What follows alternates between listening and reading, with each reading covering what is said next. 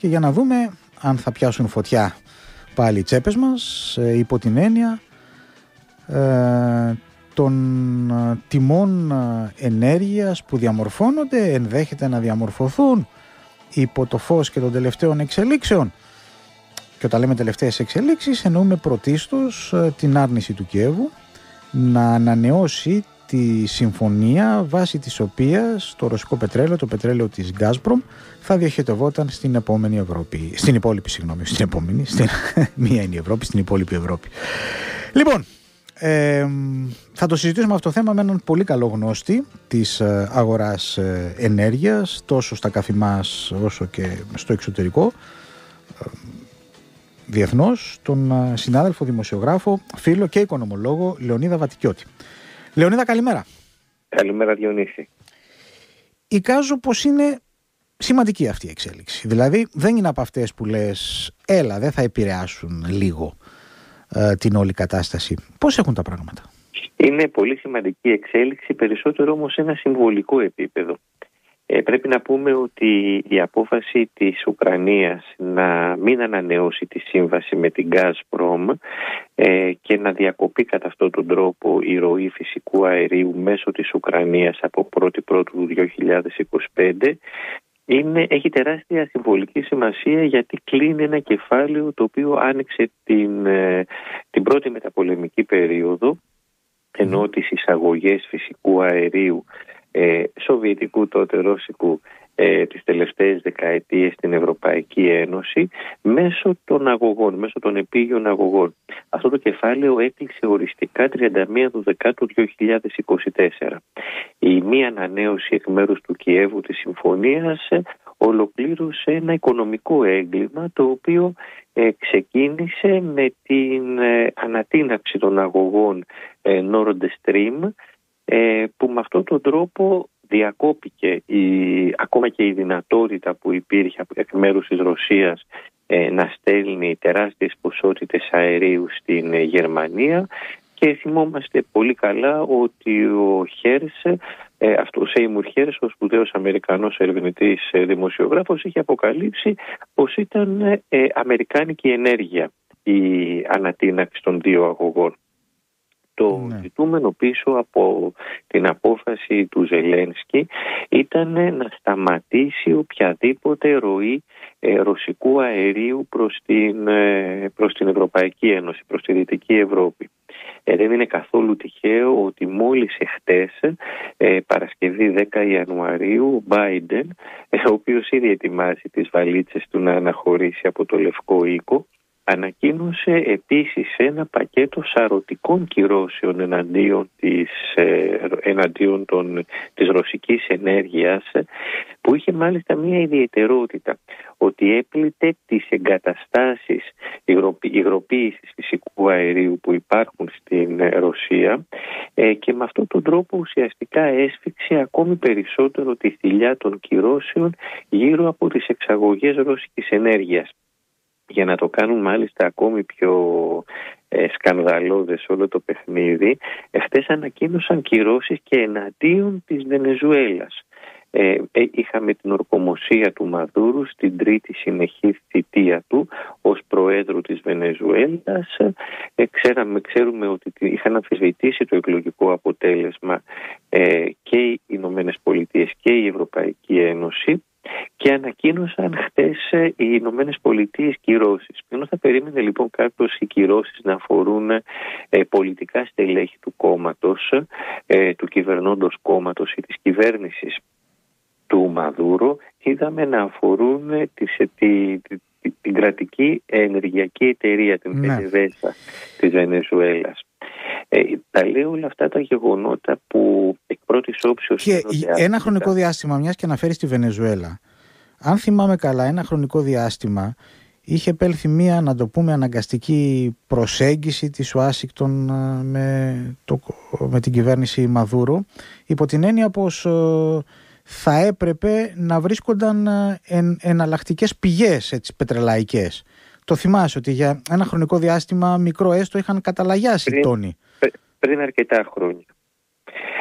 Αυτό που έχει συντελεστεί την τελευταία ειδικά δεκαετία, Διονύση, και έχει φέρει τα πάνω κάτω όχι μόνο στη διεθνή, στο χάρτη της ενέργειας παγκοσμίως, αλλά και στην πολιτική, στις ισορροπίες εννοώ μεταξύ των μεγάλων δυνάμεων, είναι πως οι Ηνωμένες Πολιτείες έπαψαν πια να είναι εξαρτημένες από τις εισαγωγές και γενικά από τη ροή, από τις τιμές του πετρελαίου και του φυσικού αερίου. Λόγω του δικού τους LNG? Ακριβώς. Λόγω του δικού τους σχιστολιθικού.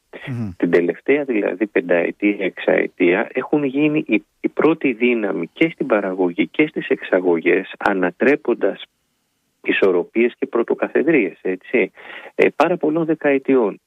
Το αποτέλεσμα είναι ότι οι Ηνωμένες Πολιτείες όχι απλά δεν εξαρτούν την εξωτερική τους πολιτική από τις αλυσιδωτές αντιδράσεις που θα επέλθουν στο φυσικό αέριο ή στο πετρέλαιο, αλλά κάνουν ακριβώς το αντίστροφο. Αποφασίζουν εξωτερική πολιτική προκειμένου να ισχυροποιήσουν τη θέση τους στην παγκόσμια αγορά φυσικού αερίου και πετρελαίου. Γι' αυτό το λόγο ανατείναξαν τους αγωγούς Nord Stream, γι' αυτό το λόγο επιβάλλουν κυρώσεις στη Ρωσία, για τον ίδιο λόγο επιβάλλουν κυρώσεις και στη Βενεζουέλα. Στην πραγματικότητα καταλαβαίνουμε δηλαδή ότι πίσω από αυτές τις αποφάσεις, αν κάτι κρύβεται, είναι μια απότερη επιδίωξη να διευκολυνθούν οι αμερικάνικες εξαγωγές, γιατί καταλαβαίνουμε όλοι ότι αν βγάλεις τη Ρωσία, αν βγάλεις την Βενεζουέλα, αν βγάλεις το Κατάρ, με βάση μια πρόσφατη απόφαση τον Ιούλιο που έλαβε η Ευρωπαϊκή Ένωση για να επιβάλλει κάποιες κυρώσεις, αν βγάλεις λοιπόν αυτές τις τρεις χώρες από την αγορά, τελικά ποιος μένει για να μπορέσει να εισάγει? Οι Ηνωμένες Πολιτείες. Και αν πάμε μάλιστα να εφαρμόσουμε, να εξετάσουμε... Θυμάμαι όμως, Λεωνίδα, αν κάνω λάθος διόρθωσέ μου, θυμάμαι όμως πως, και δεν μιλάω για πολλά χρόνια πριν, εκτός από αυτό που είπαμε με τον Μαδούρο, το προσωρινό εν πάση περιπτώσει, κάποια στιγμή οι Αμερικανοί πίεσαν τους Σαουδάραβες να αυξήσουν τη ροή πετρελαίου και εκείνοι αρνήθηκαν περισσότερο.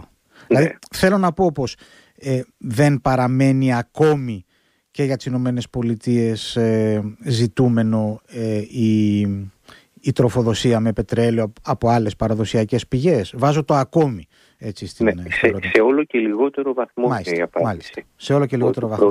Προϊόντος του χρόνου, όσο επιταχύνεται η δικιά τους παραγωγή, και μάλιστα με την επιθυμία σε Biden υπήρχαν ακόμη κάποιες απαγορεύσεις στη δική τους την παραγωγή. Ο Τραμπ, μια από τις πιο ισχυρές συμμαχίες που έκανε και τον βοήθησε να κερδίσει τις εκλογές, πέρα από το λόμπι της υψηλής τεχνολογίας, των Big Tech, ήταν με το σχιστολιθικό, με τη σχιστολιθική βιομηχανία πετρελαίου και φυσικού αερίου. Το ζητούμενο εκ μέρους τους ήταν να καταργηθούν και οι τελευταίες απαγορεύσεις που είχε επιβάλει ο Biden εξαιτίας των αγώνων του φιλοπεριβαλλοντικού κινήματος, προκειμένου να κατακτήσουν, να φτάσουν στο ανώτερο δυνατό σημείο της παραγωγικής τους ικανότητας. Να θυμίσουμε ότι ο Ομπάμα είχε εντάξει τις Ηνωμένες Πολιτείες στη Συμφωνία του Παρισιού. Ο Τραμπ στη συνέχεια τις απέσυρε για να διευκολύνει την ενεργειακή βιομηχανία των ΗΠΑ. Ο Biden ξανάβαλε τις ΗΠΑ στη Συμφωνία του Παρισιού.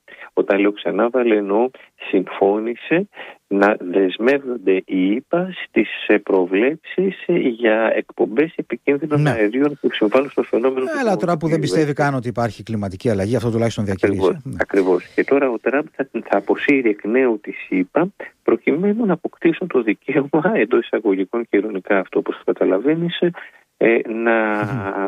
να εκπέμπουν τους πιο επικίνδυνους ρήπους, γιατί το ζητούμενο είναι να μπορέσει να κερδίσει τη θέση που πιστεύει ότι αξίζει η ενεργειακή βιομηχανία των ΗΠΑ στην παγκόσμια οικονομία. Να θυμίσουμε εδώ, Διονύση, ότι πριν από 10-15 χρόνια χώρες της Ευρωπαϊκής Ένωσης, της Ευρώπης, όπως η Γαλλία και η Αγγλία, είχαν απαγορεύσει την εισαγωγή σχιστολιθικών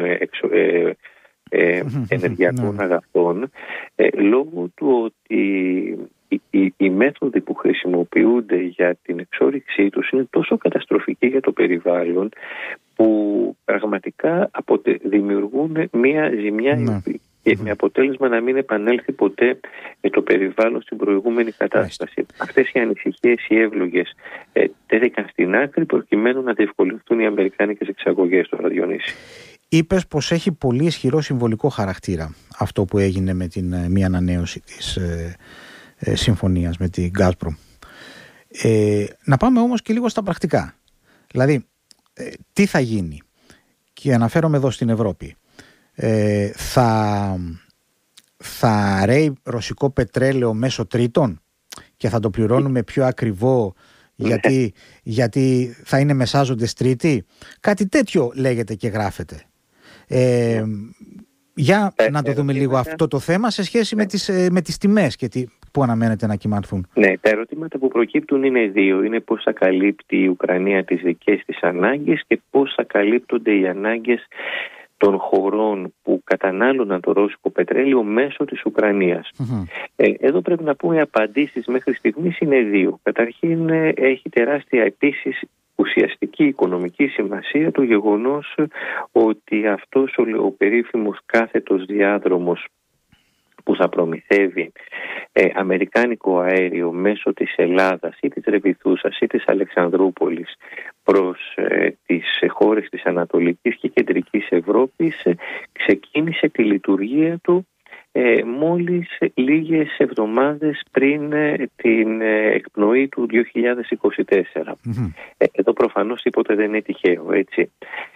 Καταλαβαίνουμε δηλαδή ότι η Ελλάδα συνέβαλε στο να καλυφθεί αυτό το κενό, λιγότερο για την Ουκρανία. Η Ουκρανία πήρε το μικρότερο μέρος από αυτή την τροφοδοσία και το περισσότερο μέρος πήγε στις υπόλοιπες χώρες. Ναι. Ένα μέρος προφανώς από το κενό το οποίο θα δημιουργηθεί θα καλυφθεί από το αζέρικο πετρέλαιο, το οποίο θα εισάγεται προφανώς μέσω Τουρκίας, Μολδαβίας και Ρωσίας και Ρουμανίας. Και Ρουμανίας, ναι. Και εδώ όμως ξέρουμε, το έχουν δηλώσει οι ίδιοι Αζέροι, δηλαδή δεν είναι τίποτε μυστικό, ότι δεν έχουν τις ποσότητες που απαιτούνται αυτή τη στιγμή για να καλυφθεί το κενό της Gazprom. Που το κενό αυτό ήταν μικρό, έτσι, 5% ήταν, παίρνει. Μισό λεπτό. Και όταν λένε, γιατί εγώ στο νου μου έχω πάντα τις τιμές, Λεωνίδα μου, και όταν λένε έχουμε λίγο, σημαίνει αναγκαστικά λοιπόν θα σας το πουλήσουμε ακριβότερα? Θα σας το μεταφέρουμε ακριβότερα? Ναι, θα σας το στείλουμε μάλλον? Ναι. Με ψηλότερο αντίτιμο? Η μετάβαση που έγινε στις 31 Δεκάτου δεν σήμανε κάποια σημαντική αλλαγή, αύξηση εννοώ στις τιμές. Νομίζω δηλαδή ότι αυτή τη στιγμή η σημαντικότερη άγνωστη μεταβλητή σχετίζεται με την εξέλιξη της θερμοκρασίας του καιρού τις επόμενες εβδομάδες, τους επόμενους λίγους μήνες δηλαδή, που ενδέχεται να μειώσει σημαντικά τα αποθέματα και να απαιτηθούν επιπλέον σοβαρές εισαγωγές και τότε να έχουμε μία άνοδο της τιμής. Εδώ πρέπει να πούμε όμως, αξίζει να δούμε ότι η Σλοβακία που αποφάσισε να συνεχίσει να εισάγει από τη Ρωσία δέχθηκε τρομερές κριτικές και από το Ζελένσκι και από την Ευρωπαϊκή Ένωση, έτσι. Εδώ δηλαδή καταλαβαίνουμε ότι υπάρχει μια συντονισμένη κίνηση, πίεση να σηκωθεί ένα τεράστιο τείχος απέναντι στις ενεργειακές εισαγωγές εκ μέρους της Ρωσίας προς την Ευρωπαϊκή Ένωση. Πιστεύω ότι αυτό το οποίο βλέπουμε είναι στην πραγματικότητα να τερματίζεται μια συνεργασία Ευρώπης και Ρωσίας η οποία ήταν λειτουργική. Ήταν μια οικονομική συνεργασία η οποία ουσιαστικά πρόσφερε στο ένα μέρος ό,τι δεν είχε. Ήταν μια συνεργασία η οποία δούλεψε άψογα επί δεκαετίες. Και δούλεψε, για να θυμηθούμε, και το 1982, ακόμη και τότε που ο Ρίγκαν δεν ήθελε να δουλέψει με τον αγωγό που μετέφερε από τη Σιβηρία στη Γερμανία φυσικό αέριο και από εκεί και πέρα. Και τότε είχαν εναντιωθεί στα σχέδια του Ρίγκαν, και αυτό έχει ιδιαίτερη σημασία όχι μόνο ο Κόλ αλλά και η Θάτσερ. Για να βλέπουμε πώς αλλάζουν τα πράγματα, έτσι. Ακριβώς. Και μάλιστα όχι μόνο τότε, όλες αυτές οι δεκαετίες από το 1960 μέχρι και το 2018 επί Μέρκελ υπήρχαν τρομερές αντιπαραθέσεις μεταξύ Ηνωμένων Πολιτειών και δυτικοευρωπαϊκών κυβερνήσεων, που δυτικοευρωπαϊκές κυβερνήσεις έθεταν καταρχάς θέμα κυριαρχίας, ότι δεν έχετε κανένα λόγο εσείς να ασχολείστε με τις πηγές των ενεργειακών μας εισαγωγών.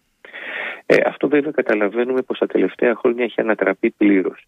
Θα πρέπει όμως επί της ουσίας να πούμε ότι αυτή η συνέργεια που δούλεψε, που λειτουργήσε επί δεκαετίες, συνέβαλε σημαντικά και στην ευρωπαϊκή ευημερία. Βλέπουμε τους τελευταίους μήνες όχι μόνο τους ρυθμούς αύξησης του ΑΕΠ συνεχώς να επιδεινώνονται, να αλλάζουν επιταχύρω και να έχουμε και ύφεση, αλλά και τεράστιες μονάδες, για παράδειγμα Volkswagen στη Γερμανία και άλλες, ή να κλείνουν ή να μειώνουν κάθετα την παραγωγή, και αυτό μάλιστα λόγω των εξελίξεων που υπάρχουν, της ανόδου δηλαδή της τιμής του φυσικού αερίου.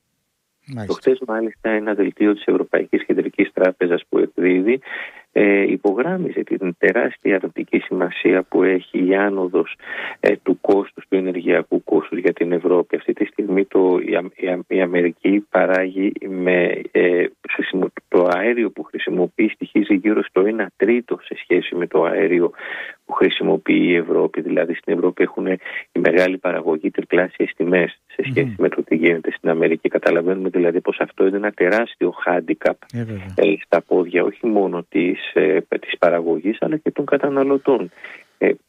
Τα νοικοκυριά, οι τιμές που πληρώνουν τα νοικοκυριά είναι πάρα πολύ πιο ακριβές σε σχέση με το πρόσφατο παρελθόν, και γι' αυτό το λόγο αποφάσισαν και αυτοί της Ουκρανίας στην πραγματικότητα οδηγούν σε ακόμα μεγαλύτερη ενεργειακή φτώχεια στην Ευρώπη, όσο και αν δεν έχουμε απότομες αυξήσεις των τιμών. Το πρότυπο το οποίο ακολουθείται συστηματικά τα τελευταία χρόνια είναι σταδιακές, σταθερές αυξήσεις στις τιμές του φυσικού αερίου, του πετρελαίου και τελικά της ηλεκτρικής ενέργειας, με αποτέλεσμα ο κόσμος να εθίζεται και σε κάποιες τιμές οι οποίες είναι πραγματικά αδύνατο να μπορέσει να τις χωνέψει ειδικά το λαϊκό εισόδημα, εργατικές οικογένειες, Διονύση. Λοιπόν, κάποια στιγμή θα συζητήσουμε για τα της Ευρώπης και των ΗΠΑ σε σχέση και με τους δασμούς που απειλεί ο Τραμπ ότι θα βάλει, αλλά τώρα δεν έχουμε χρόνο. Στον ελάχιστο χρόνο που έχουμε στη διάθεσή μας θέλω να σε ρωτήσω κάτι που αφορά και δεν αφορά όσα μέχρι τώρα έχουμε συζητήσει. Αληθεύει ότι ετοιμάζεις κάτι τέτοιο, πήρε το μάτι μου, ένα βιβλίο σε σχέση με ουκρανικό, ενέργεια κτλ? Ναι, ακριβώς. Πότε θα το δούμε? Σε 2 μήνες θα είναι στα βιβλιοπωλεία, θα είναι στις προθήκες των βιβλιοπωλείων. Είναι ένα βιβλίο που φιλοδοξεί να πιάσει, να εξηγήσει, να περιγράψει όλες τις εξελίξεις που οδήγησαν στον πόλεμο, τις κινητήριες δυνάμεις, τις απότερες αιτίες, και να περιγράψει φυσικά και τα διακυβεύματα γύρω από την σύγκρουση που υπάρχει τα τελευταία 3 χρόνια. Το αναμένουμε με μεγάλο ενδιαφέρον, Λεωνίδα.